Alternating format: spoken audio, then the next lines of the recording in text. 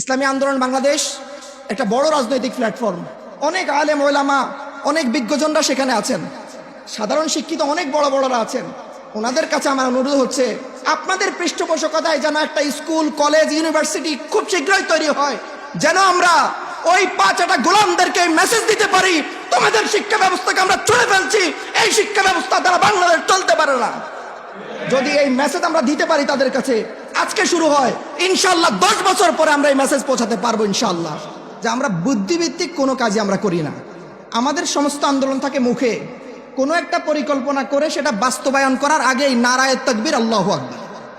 বরং এই আজকের বই, আজকের শিক্ষা ব্যবস্থা, আজকের যেই পাঠ্যপুস্তক তৈরি করেছে, আমার তো ধারণা কমপক্ষে 50 বছর আগে, তার থেকে 200 বছর আগের ব্রিটিশদের চেতনায় যারা লালিত পালিত, যারা কুকুর ছিল, যারা পা চেটেছে, তারাই শিক্ষা ব্যবস্থা প্রণয়ন করেছে।